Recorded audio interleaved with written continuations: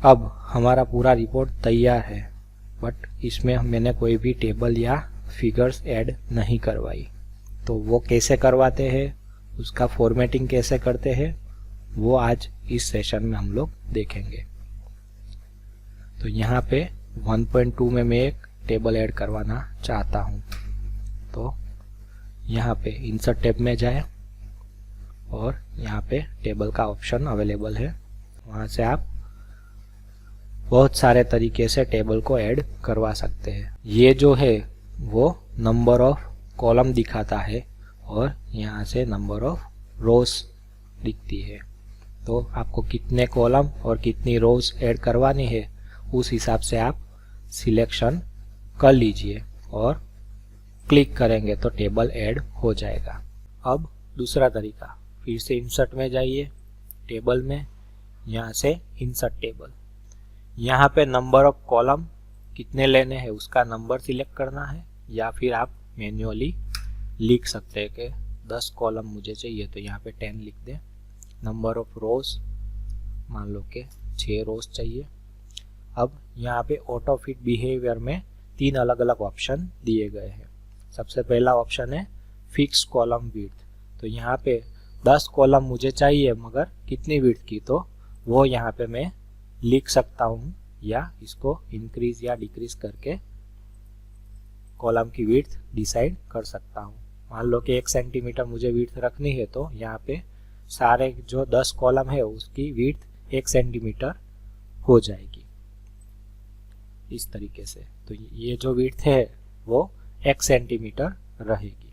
Table को अगर आपको डिलीट करवाना है तो यहाँ पे क्लिक करके यहाँ से राइट क्लिक कीजिए, तो यहाँ पे ऑप्शन आ जाएगा ये डिलीट टेबल, या फिर यहाँ से आपको सेल डिलीट करवाना है या कॉलम या रो या पूरा टेबल, तो ये सारे ऑप्शन यहाँ पे शो हो रहे हैं।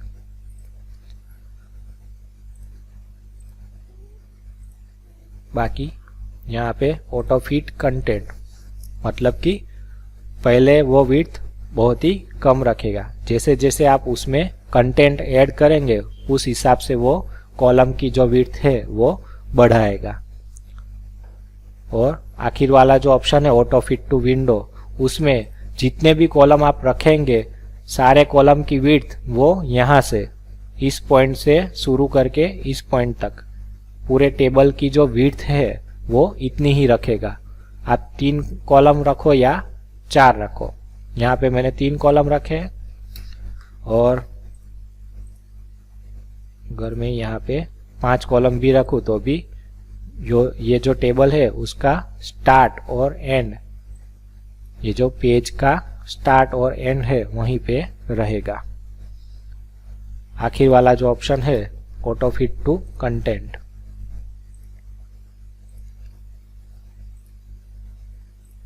इसमें जैसे जैसे मैं यहाँ पे कुछ भी ऐड करवाऊंगा, जैसे कि सीरियल नंबर, तो जैसे जैसे मैं इसमें कुछ भी लिखूंगा वैसे वैसे ये विड्थ अपने बढ़ाएगा।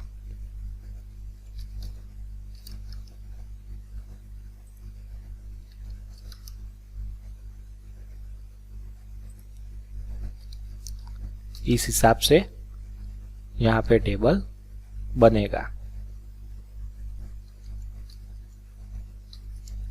अब यहाँ पे मुझे नई रो ऐड करवानी है, तो उसके लिए मुझे कर्सर को बाहर ले जाना पड़ेगा। उसके लिए बाहर जाके क्लिक कीजिए तो कर्सर बाहर आ जाएगा, और उसके बाद एंटर कीजिए। यहाँ पे एंटर करते ही नई रो ऐड हो जाएगी।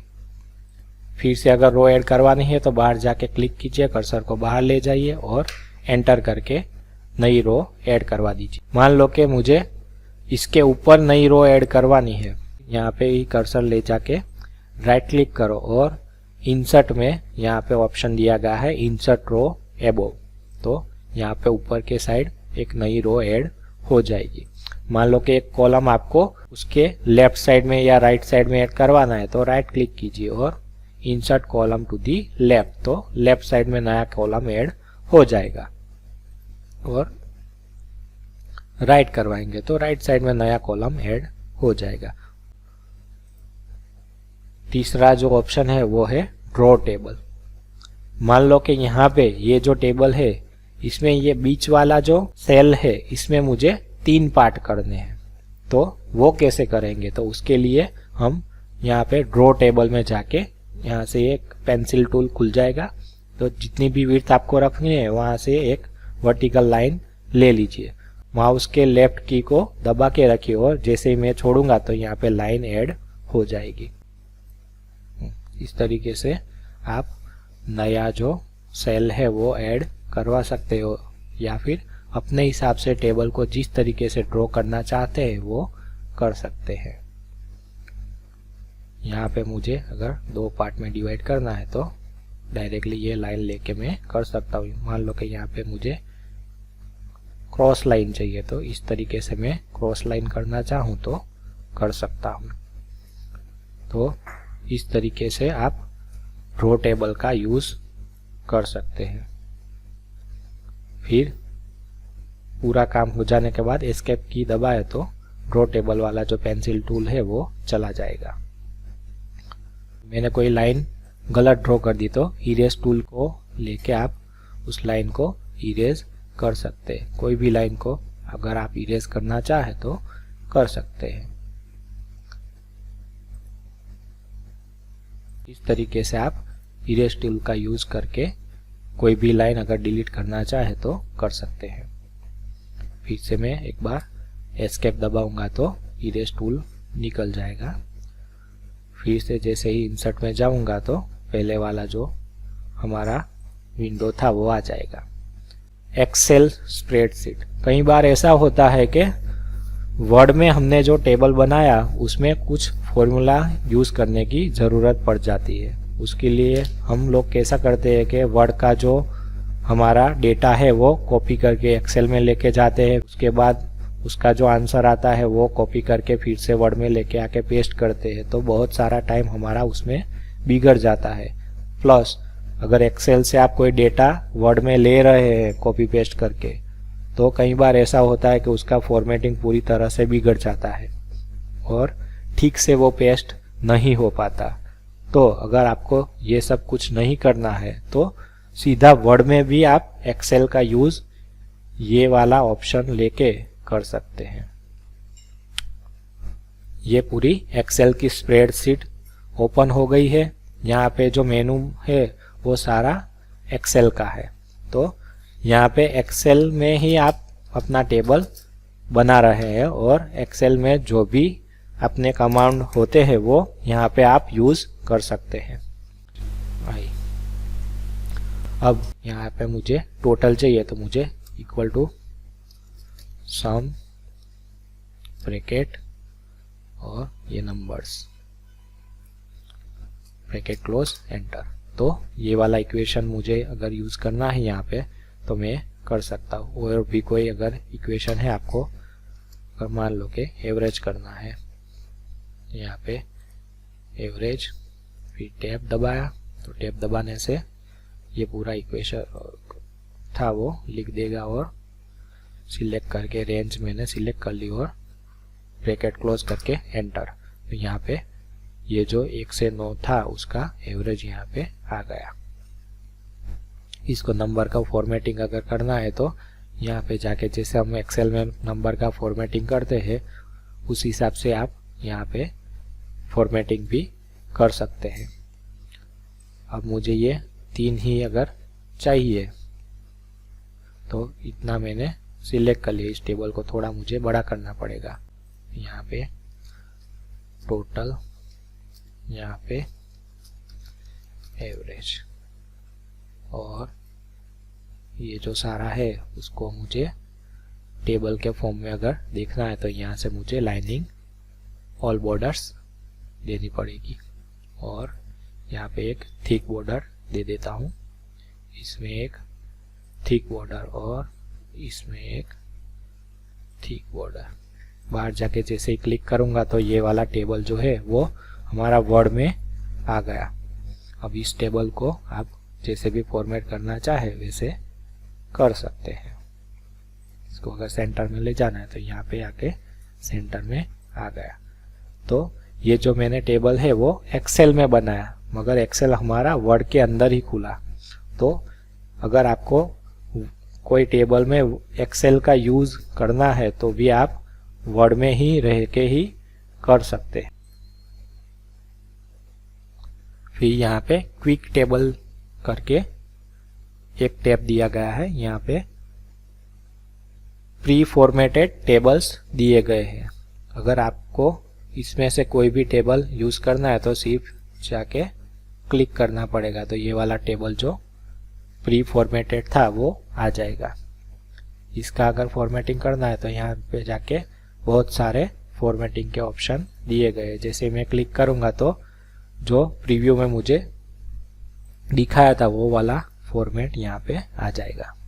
इसको मान लो कि मुझे फॉर्मेट करना है तो इसको मैंने सिलेक्ट कर लिया, फिर टेबल डिज़ाइन में गया। यहाँ पे टेबल डिज़ाइन में ये सारे जो ऑप्शन है वो शो कर रहा है। अपने हिसाब से जो भी आपको ठीक लगे वो देख लीजिए और सिंगल क्लिक में ही आप पूरे टेबल का ये फॉर्मेट चेंज कर सकते हैं और उसे अट्रैक्टिव बना सकते हैं।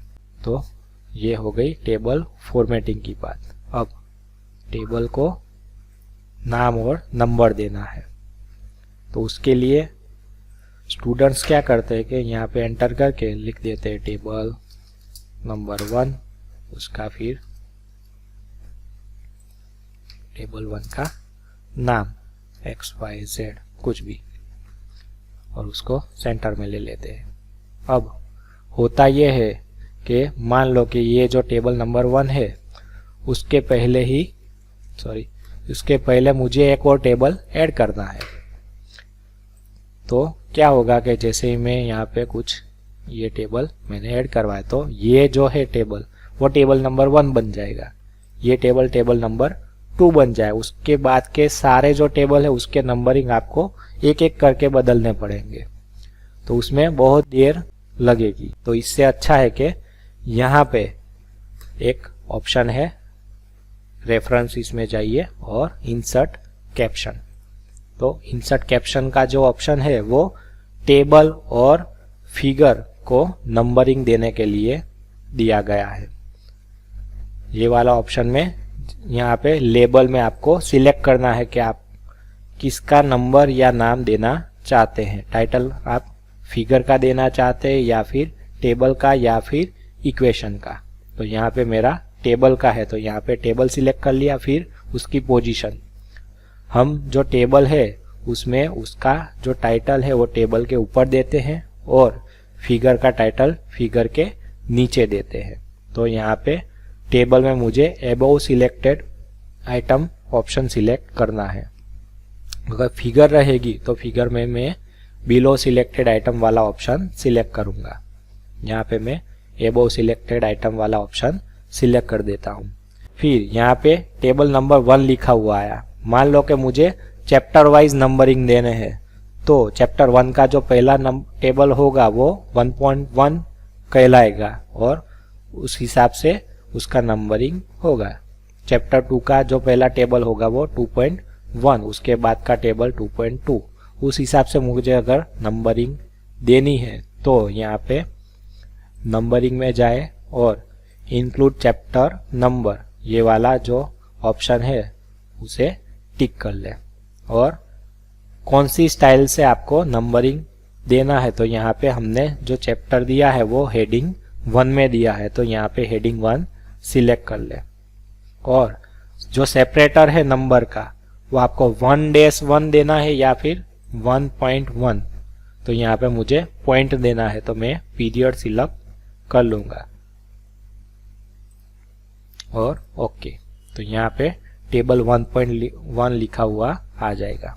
टेबल का नाम मुझे जो भी देना है वो मैं यहाँ पे दे दूंगा और फिर ओके। तो यहाँ पे जो टेबल है वो नंबर और नाम के साथ ऐड हो जाएगा उसका टाइटल। उसके बाद उसको सेंटर में लिया। अगर ये जो टेक्स्ट है उसका भी मुझे फॉर्मेटिंग करना पड़ेगा। अगर ये आपको पसंद है तो ठीक है, वरना इसको भी आपको मैन्युअली फॉर्मेटिंग करना पड़ेगा। अगर नहीं करना है तो यहाँ पे स्टाइल्स में जाके ये कैप्शन वाला स्टाइल ऑलरेडी बना हुआ होगा ही, तो उसको मॉडिफाई कर ले और आपको जिस तरीके का चाहिए वो आप सिलेक्ट कर ले। मुझे टाइम्स न्यू रोमन ही फॉन्ट चाहिए और सारे जो टाइटल है वो बोल्ड में चाहिए, इटालिक नहीं, और सारे जो टाइटल है वो मुझे कैपिटल में चाहिए। तो यहाँ पे ऑल कैप्स में सिलेक्ट कर लूँगा। यहाँ पे भी आपको ध्यान रखना है कि दिक्कत क्या आएगी, जैसे ही आप ऑटोमेटिकली जो हमारा लिस्ट ऑफ टेबल है वो जनरेट करवाएंगे तो वहाँ पे आपने जैसे लिखा होगा वैसे ही वहाँ पे लिस्ट में जनरेट होगा। अगर आपने स्मॉल में लिखा होगा तो लिस्ट में आप ऑटो जनरेट करवाओगे तो वो स्मॉल में ही लिखा हुआ आएगा। यहाँ पे आपको ऑल कैप्स सिलेक्ट करने से कैपिटल में दिखाएगा टाइटल, मगर जैसे ही आप ऑटो जनरेटेड अपना लिस्ट जो है लिस्ट ऑफ टेबल वो जनरेट करवाओगे तो वहाँ ये मैंने स्मॉल में लिखा है, तो जैसे ही मैं लिस्ट जनरेट करवाऊंगा तो मेरे जो लिस्ट जनरेट होगा वो स्मॉल में ही होगा, कैपिटल में नहीं होगा। तो इस बात का आपको ध्यान रखना पड़ेगा, जैसे हमारा इंडेक्स में होता था। अब ये मैं निकाल देता हूँ और इसको ऑटो कैप्शन दे देता हूँ। तो रेफरेंसेस में गया, इंसर्ट कैप्शन, तो यहाँ पे 1.2 ऑटोमेटिकली लिखा हुआ आ जाएगा और इसका जो भी नाम है वो मुझे दे देना है। फिर ओके। इसको सेंटर में मुझे हर बार ले जाना पड़ता है तो उसको मैं मॉडिफाई करके यहाँ पे सेंटर अलाइनमेंट सिलेक्ट कर लेता हूँ और उसको थोड़ी ज़्यादा मुझे गैप चाहिए तो ये वाला ऑप्शन सिलेक्ट करके ऑटोमेटिकली अपडेट को आपको ऑन ही रखना है हमेशा। तो ये हो गया। अब अगर यहाँ पे बीच में अगर कोई टेबल मेरा ऐड हुआ, ये वाला टेबल ऐड हुआ, तो यहाँ पे मैं जैसे ही कैप्शन दूंगा ओके, तो ये 1.2 लिखा हुआ आ गया, इसका नाम मैंने दे दिया। फिर यहाँ पे देखेंगे तो ये 1.2 का 1.3 ऑटोमेटिकली हो जाएगा, आपको मैन्युअली कुछ भी करने की जरूरत नहीं रहेगी। तो ऐसे करके आप टेबल का फॉर्मेटिंग और टेबल का जो टाइटल है वो आप इंसर्ट कैप्शन में जाके आपको टाइटल ऐड करवाना है। इसका दूसरा एक फायदा ये है कि जैसे मैं यहाँ पे हमारा जो लिस्ट बनाना है, हमें list of schedule of tables, तो यहाँ पे ये जो शेड्यूल है वो ऑटो जनरेट हो जाएगा। ऑटो जनरेट करने के लिए आपको यहाँ पे insert table of figures click किया मैंने, फिर पेज नंबर मुझे दिखाना है, yes, right align page numbers, yes. यहाँ पे मुझे सेपरेटर जो भी रखना है, अगर नहीं रखना है तो नन। मुझे ये डॉट वाला सेपरेटर चाहिए तो मैं सिलेक्ट कर लेता हूँ।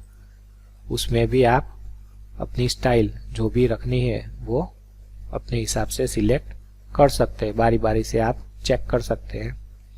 और ओके, यहाँ पे पूरा जो लिस्ट है वो तैयार होके आ जाएगा।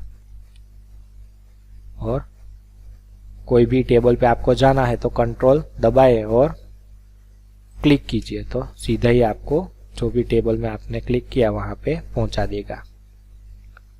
अगर इसका मान लो कि ये टेबल का नंबर अगर बदलता है, पहले ये 9 नंबर के पेज में था, अब ये 10 नंबर में है, तो वहां पे आपको अपडेट करने के लिए सिर्फ राइट क्लिक दबानी है और अपडेट फील्ड में जाके update page number only okay दबाए, तो यहाँ पे पेज नंबर जो था वो ऑटोमेटिकली 10 नंबर कर दिया। अगर कोई टेबल मान लो के बीच में ऐड हुआ है, ये टेबल ऐड हुआ, इसका मुझे कैप्शन देना है। और एक बात, अगर आप कोई टेबल में कैप्शन नहीं देते तो लिस्ट ऑफ टेबल जो आपने बनाया था उसमें वो नहीं दिखाएगा। अगर कोई भी जगह आपने कैप्शन दिया है तभी वो लिस्ट ऑफ टेबल में होगा अपडेट।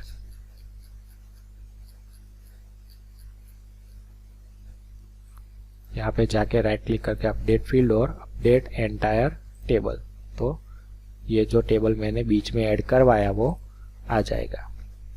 तो इस तरीके से आप टेबल ऐड करके उसका फॉर्मेटिंग कीजिए और इंसर्ट कैप्शन में जाके टेबल का टाइटल दीजिए और इंसर्ट टेबल ऑफ फिगर्स इसमें जाके आप ये जो अपना लिस्ट है वो ऑटोमेटिक जनरेट करवा सकते हैं।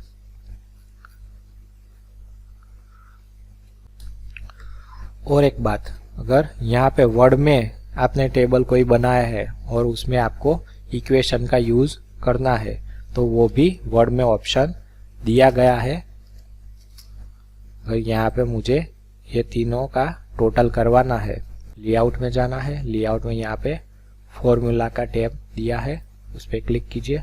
यहाँ पे बाय डिफॉल्ट ये सम वाला जो फॉर्मूला है वो आ जाएगा। इसको मैं जैसे ही ओके करूँगा तो यहाँ पे जो ऊपर की फिगर्स थी उसका टोटल हो जाएगा। अगर आपको और कोई इक्वेशन यूज करना है तो वो भी यहाँ पे फॉर्मूला में जाके आप कर सकते हैं। जैसे एक्सेल में हमारा सेल का नंबरिंग होता है उसी तरीके से यहाँ पे भी सेल का नंबर होता है। तो सेल का नंबर यहाँ पे दिखा नहीं रहा, मगर यहाँ पे जो पहला कॉलम होगा उसे ए कॉलम कहा जाएगा और पहली रो है उसका नंबर 1। तो ये वाला जो सेल है मेरा वो A1, B1, C1, D1 और E1। तो ये जो सेल है मेरा E1 है और ये E2, E3। तो मुझे जो एवरेज करवाना है वो E1 से E3 सेल का करवाना है। तो यहाँ पे मुझे और ओके, तो यहाँ पे ये जो 3 सेल थे उसका यहाँ पे एवरेज हो गया। वैसे ही तो यहाँ पे इस सेल का नाम आएगा A4, इसका B4, C4 और D4। तो यहाँ पे कोई भी इक्वेशन मुझे अगर रखना है, मान लो कि ये मैक्सिमम वाला मुझे ऐड करवाना है तो मैक्सिमम, आगे वाला मैं डिलीट कर देता हूँ। और इसमें कौन सा सेल, तो ये जो सेल है वो है A4 से शुरू करके मुझे कहाँ तक चेक करवाना है तो यहाँ पे D4 तक। तो यहाँ पे D4 तो ये रेंज कौन सी सिलेक्ट करा जाए, यहाँ से A4 से D4 की रेंज ये सिलेक्ट मैंने कर ली। फिर एंटर दबाऊंगा तो यहाँ पे इस रेंज में जो मैक्सिमम नंबर था वो यहाँ पे दिखाई दिया। तो इस तरीके से आप फॉर्मूला का यूज वर्ड में भी कर सकते हैं जैसे हम लोग एक्सेल में करते हैं। अब फिगर ऐड करवाते हैं। तो यहाँ पे मुझे कोई फिगर ऐड करनी है तो सीधा इंसर्ट में जाऊंगा, यहाँ पे पिक्चर में, और ऑनलाइन कोई पिक्चर मुझे ऐड करवाना है या फिर इसी डिवाइस में से, तो मुझे इसी डिवाइस में से ऐड करवाना है तो इस डिवाइस में क्लिक करके यहाँ पे मेरा जो भी एड्रेस होगा वहाँ पे जाके मैं ऐड करवाऊंगा। ये मैंने फोल्डर मेरा ओपन करवा लिया और मान लो कि ये वाली जो पिक्चर है ये वाला पिक्चर मुझे ऐड करवाना है तो यहाँ पे इंसर्ट पे क्लिक करके मैं पिक्चर ऐड करवा लूँगा। अब इसका फॉर्मेटिंग करने के लिए यहाँ पे पिक्चर फॉर्मेट का टैब एक ओपन हो जाएगा। अगर ना हो तो आप क्लिक करके ओपन कर सकते हैं। फिर यहाँ पे मान लो कि मुझे ये जो इमेज है उसमें ये सेंटर वाला पोर्शन ही चाहिए और ये जो बैकग्राउंड है वो मुझे निकालना है। तो यहाँ पे एक रिमूव बैकग्राउंड का ऑप्शन दिया है।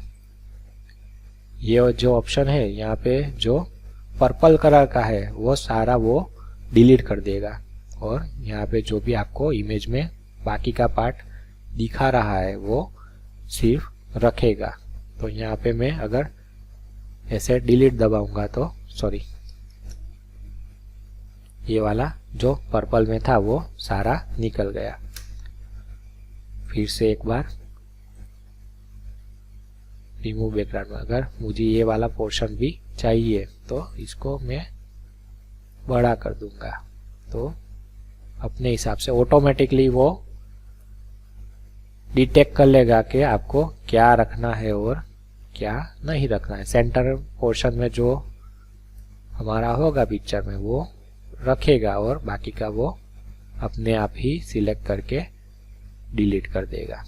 अगर मान लो कि कोई चीज़ यहाँ पे आपको ज़्यादा डिलीट करवाने, मान यहाँ पे जो पीछे जो उसी से वो आपको निकालने हैं, तो यहाँ पे मार्क एरियाज टू कीप और मार्क एरियाज टू रिमूव, तो ये वाला मैं क्लिक करके सिलेक्ट कर देता हूँ। और जैसे ये पेन टूल का मैं यूज़ करके जो एरिया मुझे नहीं चाहिए वहाँ पे क्लिक करके उसे निकाल सकता हूँ।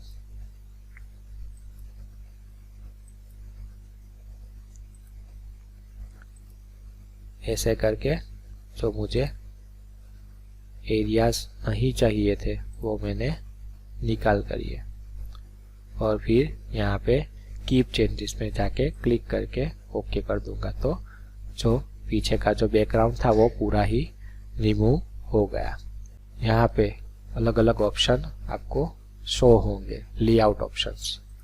तो यहाँ पे है पहला जो ऑप्शन है वो इन लाइन विथ टेक्स्ट, तो जो हमारा पिक्चर है वो यहाँ पे आपको प्रीव्यू में भी दिखा रहा है कि जो हमारा टेक्स्ट है वो ऊपर और नीचे रहेगा और यहाँ पे थोड़ा टेक्स्ट साइड में रहेगा, बाकी का जो हमारा इमेज है वो रहेगा।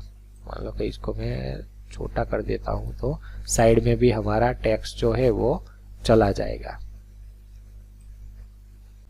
अगर ये वाला मैंने अभी ऐड करवाया, ये करूँगा इन लाइन विथ टेक्स्ट, तो क्या होगा कि जैसे यहाँ पे प्रीव्यू में दिखा रहा है कि जो हमारा टेक्स्ट है वो ऊपर और नीचे ही रहेगा, साइड में नहीं आएगा।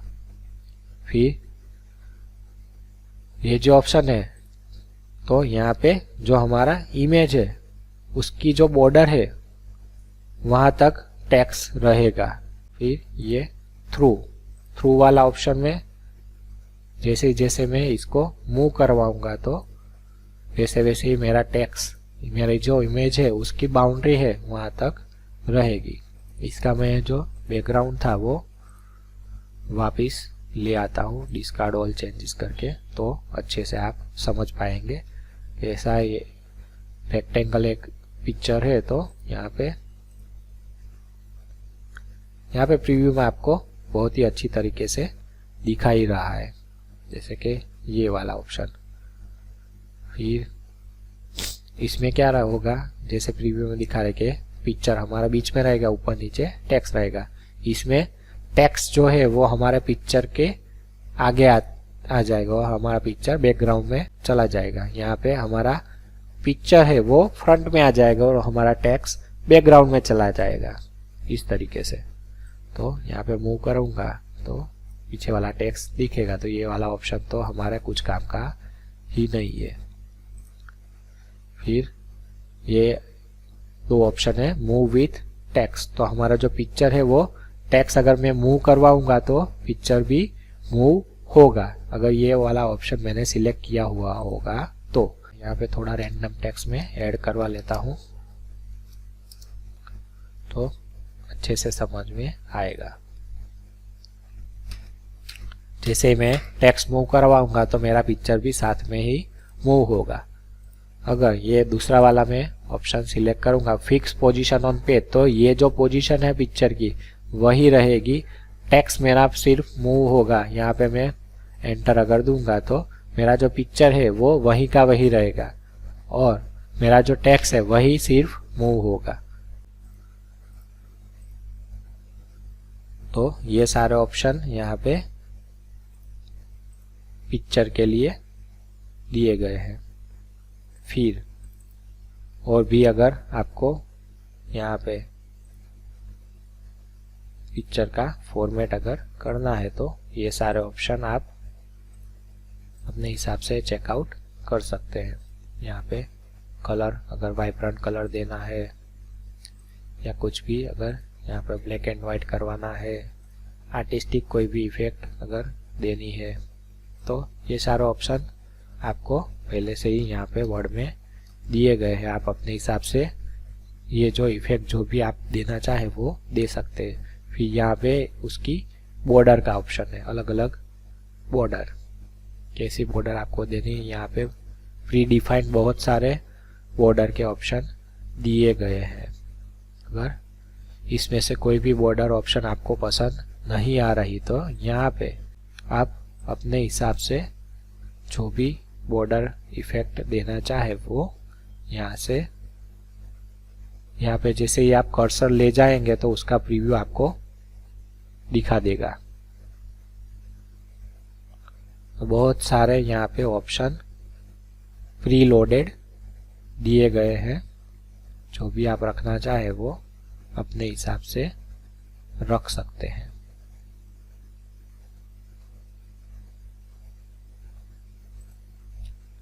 फिर उसका लेआउट, अगर आपको लेआउट बदलना है बॉर्डर का तो यहाँ पे जाके लेआउट आप बदल सकते हैं।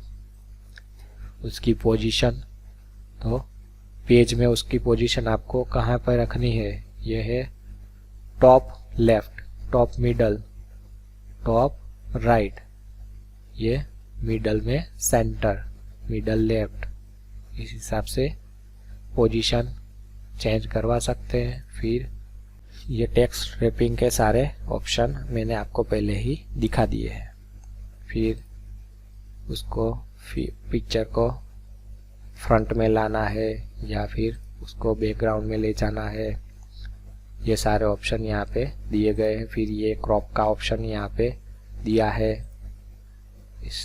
ऐसे करके आप पिक्चर को क्रॉप कर सकते हो और एंटर दबाएंगे तो वो क्रॉप हो जाएगा।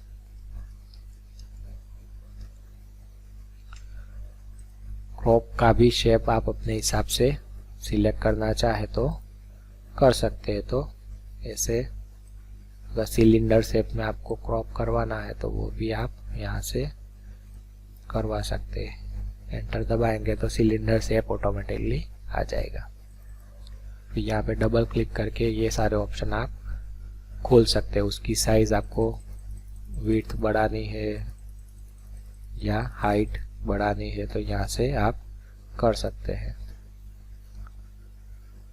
तो ये सब कुछ आपका फिगर का फॉर्मेटिंग हो गया। अब इस फिगर को मुझे टाइटल देना है, तो टाइटल देने के लिए आपको रेफरेंसेस में जाना है, इंसर्ट कैप्शन में, यहाँ पे टेबल की जगह में फिगर सिलेक्ट करूंगा और बिलो सिलेक्टेड आइटम, और यहाँ पे इसमें भी मुझे चैप्टर नंबर इंक्लूड करवाना है तो ये वाला ऑप्शन में जाके ऑन कर लूंगा और सेपरेटर को पीरियड सिलेक्ट कर लूंगा और ओके। फिर ओके, तो यहाँ पे फिगर 1.1 ऑटोमेटिकली लिखा हुआ आ जाएगा। अगर चैप्टर 2 में कोई फिगर में ऐड करवाऊंगा,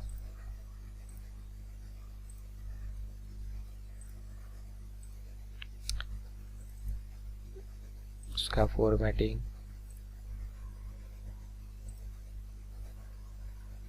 इसको मुझे ब्लैक एंड व्हाइट करना है तो ये ब्लैक एंड व्हाइट कर दिया। फिर उसको सेंटर में ले जाने के लिए ये वाला पोजीशन का ऑप्शन यहाँ पे दिया है तो सेंटर पोजीशन में ले गया।